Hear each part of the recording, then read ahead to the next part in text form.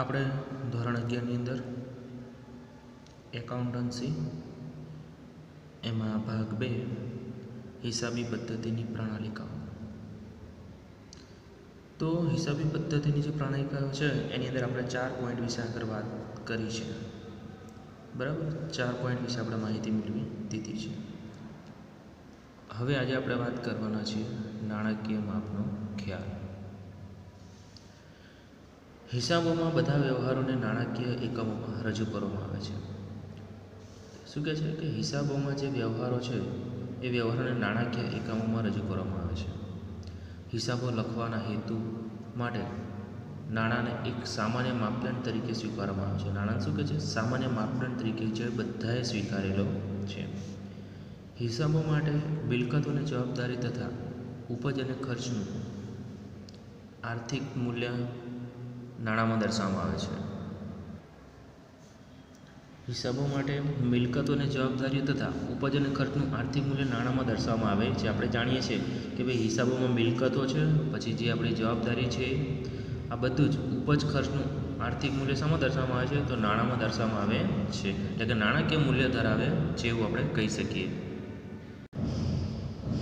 નાણાકીય માપનો ખ્યાલ 2 રીતે સમજી શકાય છે. જે વ્યવહારો નાણાંના માપદંડ દ્વારા માપી શકાય તે બધા જ વ્યવહારો હિસાબોમાં નાણાંના માપથી જ નોંધાય છે, અને જે વ્યવહારો નાણાંના માપદંડ દ્વારા માપી શકાય નહીં તેની હિસાબોમાં નોંધ થઈ શકે નહીં. મતલબ કે જે વ્યવહારો નાણાં દ્વારા માપી શકાય છે એ બધા તમારે શું કરવાના છે? તો એ હિસાબોમાં નોંધાશે, અને જે વ્યવહારો નાણાંમાં માપી ન શકાય તેવા વ્યવહારો હિસાબોમાં નોંધાશે નહીં. એટલે 2 જ રીતે તમારે એને સમજવાના છે. આ સિદ્ધાંતના આધારે ઘણા નાણાકીય વ્યવહારોમાં ભૌતિક એકમોનો સમાવેશ થતો હોવા છતાં હિસાબોમાં બધા જ વ્યવહારો સામાન્યતઃ નાણાંના માપદંડ એકમોમાં જ નોંધાય. દાખલા તરીકે જો આપણે 5 ખુરશીઓ અને 10 ટેબલ ખરીદીએ તો પણ તેના માટે ચૂકવેલ અથવા ચૂકવવાપાત્ર રકમની નોંધ નાણાંમાં જ ફર્નિચર ખાતે ઉધાર કરવામાં આવશે. પછી ભલે આ વ્યવહારની વિગતોમાં ખુરશી અને ટેબલની સંખ્યા દર્શાવવામાં આવી હોય. મતલબ શું કહે છે કે અહીંયા આગળ આપણે જે નાણાંનું મૂલ્ય છે એ જ નોંધવામાં આવશે. આપણે અહીંયા કહ્યું છે કે 5 ખુરશી ખરીદી છે અને 5 ટેબલો ખરીદ્યા છે, બરાબર. ખરીદીએ છીએ એટલે આવે છે તો ઉધાર, તો આપણે ફર્નિચર ખાતે ઉધાર લખીએ છીએ અને એની રકમ આપણે નોંધીએ છીએ, બરાબર. ત્યાં ખુરશી કે ટેબલ લખવામાં આવશે નહીં, સીધું ફર્નિચર તરીકે આપણે એની નોંધીએ છીએ. અને આ જ રીતે કારીગરને મજૂરી ચૂકવ્યા તે ભલે કામના કલાક પ્રમાણે કે કામના દિવસના આધારે ચૂકવાય, પરંતુ હિસાબોમાં તેની નોંધ મજૂરીની ચૂકવણી રકમ કે જે નાણાંના માપમાં હશે તે જ રકમથી જ ચૂકવાશે. દાખલા તરીકે મહેશ નામના કોઈ વ્યક્તિને કલાક દરમિયાન કામ આપ્યું હોય અને કલાકમાં આપણે જે મજૂરી ચૂકવે તો આપણે ડાયરેક્ટ શું લખાશે? મજૂરી ખાતે જ આપણે ચૂકવાય છે. આમ મહેસૂલી ખર્ચ કે મહેસૂલી આવક કે મિલકત કે જવાબદારીઓ માટે નાણું એ જ માપદંડ છે, અને તેથી હિસાબો લખવા માટે નાણાકીય માપનો આ સિદ્ધાંત સારી રીતે સ્વીકારાય છે. મતલબ કે આ સિદ્ધાંત આપણે શાનો કે ભાઈ આપણે નાણાંમાં જ એનો માપદંડ કરવામાં આવે છે, એટલે આપણે સ્વીકારવાનું એ રીતે જ છે. તેથી હિસાબો લખવા માટે નાણાકીય માપનો આ સિદ્ધાંત સારી રીતે સ્વીકારવામાં આવ્યો છે. આગળ જોઈએ. આ ખ્યાલની 2 મહત્ત્વની મર્યાદા એ છે કે જે બાબત કે ઘટના ધંધાના મહત્ત્વની અસર કરતી હોય પરંતુ જો તેનું માપ નાણાંમાં રજૂ ન કરી શકાય તો તે બાબત કે ઘટનાની કે વ્યવહારની હિસાબોમાં નોંધ કરવામાં આવતી નથી.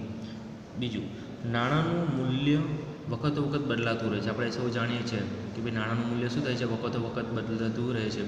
જે તેલનો ડબ્બો અત્યારે આપણને માન લો કે 1000 રૂપિયા મળતો હોય, એ તેલનો ડબ્બો 1-2 વર્ષ પહેલાં એની ઓછી કિંમતે પણ મળતો હતો. એટલે પરંતુ વ્યવહારોની નોંધ હિસાબી ચોપડે વ્યવહારની તારીખે જે નાણાંનું મૂલ્ય હોય તે રકમથી જ નોંધાય છે. તેથી નાણાંના મૂલ્યમાં થતો ફેરફારની અવગણના થાય છે. દાખલા તરીકે વર્ષ 2005માં 2 કરોડની કિંમતે ખરીદેલ જમીનની નોંધ તેની ઐતિહાસિક પડતર વ્યવહાર થતો હોય ત્યારની પડતર 2 કરોડથી થાય છે, બરાબર. અને વર્ષ 2016માં આ જમીનનું મૂલ્ય 50 કરોડ થઈ જાય છે, તો પણ હિસાબો તો તેની ઐતિહાસિક પડતરના આધારે જ તૈયાર કરવામાં આવે છે. એટલે હિસાબો શાના આધારે તૈયાર કરવામાં આવે છે? એની પડતરના આધારે તૈયાર કરવામાં, ઐતિહાસિક પડતરના આધારે તૈયાર થતા હોય છે. અને આમ નાણાંના મૂલ્યમાં થતા ફેરફારને ધ્યાનમાં લેવામાં આવતો નથી. આ મર્યાદાઓ છતાં નાણાકીય માપનો ખ્યાલ સામાન્ય રીતે સ્વીકારાયેલ હિસાબી પદ્ધતિનું છે, કારણ કે આ સિદ્ધાંતને નહીં અનુસરવાથી કદાચ મર્યાદાઓ કરતાં વધારે દુષ્કર્ષ પ્રશ્નો અથવા તો સમસ્યાઓ ઉપસ્થિત થવાની શક્યતાઓ રહેલી છે.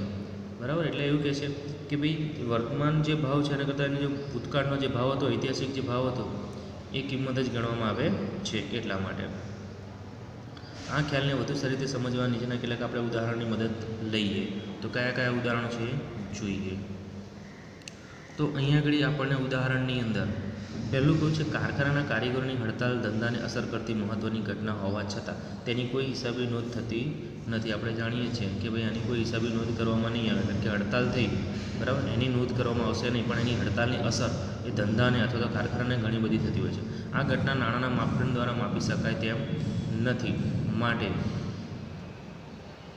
માપના સિદ્ધાંત કે ખ્યાલ અનુસાર તેની કોઈ જ હિસાબી નોંધ થશે નહીં, એટલે નોંધ કરવામાં આવશે નહીં. બીજું, ખૂબ બાહુલ ઉત્પાદન સંચાલકો રાજીનામું આપ્યું હોય અને તેનાથી ઉત્પાદનની માઠી અસર થાય તેમ હોવા છતાં આ અંગેની કોઈ હિસાબી નોંધ થતી નથી. એટલે કોઈ હોશિયાર હોય કોઈ સંચાલકને, એના કારણે ઉત્પાદન વધતું હોય, એટલે કે જે કોઈ હોશિયાર સંચાલકો, બરાબર, હવે એ રાજીનામું આપેલે એના કારણે ઉત્પાદનને અસર થવાની છે, છતાં પણ એની કોઈ હિસાબી નોંધ કરવામાં આવતી નથી. અને આ ઘટના નાણાંના માપદંડ દ્વારા માપી શકાય તેમ નથી, માટે નાણાકીય માપના સિદ્ધાંત કે ખ્યાલ અનુસાર તેની કોઈ હિસાબી આપણે નોંધ કરતા નથી. આગળ, વેચેલ માલના ભૌતિક એકમોને આધારે નહીં, પરંતુ વેચેલ માલના નાણાકીય મૂલ્યના આધારે વેચાણનો નોંધ થાય છે. આ વિધાન નાણાકીય માપના સિદ્ધાંત આધારે છે, કારણ કે નાણું હિસાબો લખવાનો હેતુ માટે એક સામાન્ય માપદંડ તરીકે આપણે સ્વીકારવામાં આવ્યું છે. એટલે કે વેચેલ માલની ભૌતિક એકમોના આધારે નહીં, પરંતુ વેચેલ માલના નાણાંની મૂલ્યના આધારે નોંધ કરવામાં આવે છે. કે ભાઈ 10 એકમ વેચે કે 20 એકમ વેચે એ ગણવામાં નથી આવતું, પણ કેટલાનો માલ સામાન વેચ્યો એની ગણતરી કરવામાં આવે છે અને એની નોંધ કરવામાં આવતી હોય છે. બરાબર. આગળનો પોઈન્ટ છે હિસાબી સમસ્યાનો ખ્યાલ. પછી છે હિસાબી સમયનો ખ્યાલ. અમુક લેખકો આ સિદ્ધાંતને હિસાબી મુદ્દતનો ખ્યાલ કહે છે. શું કહે છે? હિસાબી મુદ્દતનો ખ્યાલ. આ ખ્યાલ ચાલુ પેઢીના ખ્યાલની સાથે સંકળાયેલો જ છે. ચાલુ પેઢીના અથવા તો ધંધાના સાતત્યના ખ્યાલ મુજબ અન્ય કે વિરુદ્ધ સૂચનાના અભાવે ધંધો ખૂબ લાંબા સમય સુધી અથવા તો અનિશ્ચિત મુદ્દત સુધી ચાલુ રહેશે. આ ધારણા સ્વીકારાય તો નફા કે નુકસાનનું સંપૂર્ણ ચિત્ર ધંધો બંધ થાય અથવા ખર્ચામાં જાય ત્યારે મળે છે, પરંતુ સામાન્ય રીતે ધંધો કરનાર ધંધો બંધ થાય ત્યાં સુધી રાહ જોતો નથી. એટલે કે ભાઈ ધંધો જેટલા વર્ષ સુધી ચાલે ત્યાં સુધી એને કંઈ ખબર પડવાની નથી. આ ઉપરાંત ધંધામાં હિત ધરાવનાર અન્ય પક્ષકારો જેવા કે રોકાણકારો, જેણે ધંધા માટે રોકાણ આપ્યું છે, ઇન્વેસ્ટમેન્ટ કર્યું છે, એવા ધંધાના લેણદારો, કરવેરા અધિકારીઓ વગેરે સામે દર વર્ષે ધંધાના વ્યવહારોની જાણકારી મેળવવા ઈચ્છા રાખે છે. ભાઈ દર વર્ષે આપણને નફો કરે છે કે ખોટ કરે છે કે નુકસાન કરે છે એ જાણવાની ઈચ્છા રાખતા હોય છે. તેથી ધંધાના આયુષ્યને ચોક્કસ હિસાબી સમય કે મુદ્દતમાં વહેંચી દેવામાં આવે છે. શું કરવામાં આવે છે કે તેથી ધંધાનો જે ચોક્કસ સમય છે અથવા તો હિસાબી સમય છે કે મુદ્દતમાં વહેંચી દેવામાં આવે છે. આવા સમયગાળાને હિસાબી સમય કે પછી હિસાબી મુદ્દત કહેવામાં આવે છે. અને આવા દરેક હિસાબી સમયના અંતે નાણાકીય પત્રકો તૈયાર કરવામાં આવે છે. શું કરવામાં આવે છે? નાણાકીય પત્રકો તૈયાર કરવામાં આવે છે. અને સામાન્ય રીતે હિસાબી સમય 12 મહિનાનો હોય છે. કેટલા મહિનાનો હોય છે? 12 મહિનાનો છે. હિસાબો મુજબ ધંધાના પરિણામો પણ દર વર્ષના અંતે તૈયાર કરવામાં આવે છે. સામાન્ય રીતે શું થાય છે? તો સામાન્ય રીતે હિસાબી સમય 12 મહિનાનો હોય છે અને હિસાબો મુજબ ધંધાના પરિણામો પણ દર વર્ષના અંતે તૈયાર કરવામાં આવતા હોય છે. આપણે જાણીએ છીએ કે 31 માર્ચ એ દિવસે હિસાબો રજૂ થતા હોય છે. કારણ કે 12 મહિનાના સમયમાં જુદી જુદી ઋતુઓની ધંધા પર અસર પણ આવી જાય છે. આના લીધે જ હિસાબોની વાર્ષિક હિસાબો પણ અસર આવે છે. આવી હિસાબી વર્ષ કેલેન્ડર વર્ષ, સંવત વર્ષ, નાણાકીય વર્ષ, સહકારી વર્ષ કે અન્ય કોઈ સમય હોઈ શકે. ભારતમાં આવકવેરાના કાયદા મુજબ કરદાતાને દરેક નાણાકીય વર્ષ એટલે કે તારીખ 1 એપ્રિલથી શરૂ કરીને 31 માર્ચના રોજ પૂરું થાય છે તેવા 12 મહિનાના સમય માટેની આવકની વિગતો દર્શાવી છે. આપણું નાણાકીય વર્ષ કયું ગણાય છે? તો 1 એપ્રિલથી શરૂ થાય છે અને 31 માર્ચના રોજ એ શું થાય છે? પૂરું થાય છે. અને એ રીતે આપણે આવકની ગણતરી કરવામાં આવતી હોય છે. ભારતમાં બધી જ સ્ટોક એક્સચેન્જ પર નોંધાયેલી કંપનીઓએ ત્રિમાસિક નાણાકીય હિસાબો તૈયાર કરવાનો હોય છે. કેટલા માસિક? તો ત્રિમાસિક. જે સ્ટોક એક્સચેન્જ જેને કહીએ, શેર બજાર જેને કહીએ છીએ, બરાબર, એ ત્રિમાસિક નાણાકીય હિસાબો તૈયાર કરતા હોય છે. રોકાણકારોને તેમના રોકાણ અંગેનો નિર્ણયમાં મદદરૂપ થાય છે. શું થાય છે? મદદરૂપ થાય છે કે ભાઈ હિસાબો સારા છે, પ્રોફિટ કરે છે, તો અહીંયા ઇન્વેસ્ટમેન્ટ કરી શકાય છે. આ કિસ્સામાં હિસાબી સમય 3 મહિનાનો છે. કેટલાક એકમો પોતાના આંતરિક ઉપયોગ માટે માસિક હિસાબો પણ તૈયાર કરતા હોય. કે ભાઈ ધંધાની અંદર પોતાના હેતુ માટે એ આંતરિક હિસાબો પણ તૈયાર કરે છે આંતરિક હેતુ માટે. અને આવા કિસ્સામાં હિસાબી સમય 1 મહિનાનો હોય છે. કેટલા મહિનાનો હોય છે? 1 મહિના. આમ જ્યારે અમુક સમયના અંતરે હિસાબો તૈયાર કરવામાં આવે ત્યારે આવા સમયગાળાને હિસાબી સમય કે હિસાબી મુદ્દત પણ કહેવામાં આવે છે. અને આ ખ્યાલને હિસાબી સમયનો ખ્યાલ કહેવામાં આવે છે. શું કહેવામાં આવે છે? આ સમયગાળાને હિસાબી સમયનો કે હિસાબી મુદ્દતનો ખ્યાલ કહેવામાં આવે છે. આ ઉપરાંત આધારિત શું કહે છે? આ ખ્યાલ ઉપર આધારિત કેટલાક ઉદાહરણો નીચે મુજબ છે જે આપણે સમજીએ. એક છે હિસાબી સમય કે હિસાબી મુદ્દતના ખ્યાલના આધારે નફા નુકસાન ખાતું અને પાકું સરવૈયું દર હિસાબી મુદ્દતના અંતે તૈયાર કરવામાં આવે છે. બરાબર. ક્યારે તૈયાર થશે?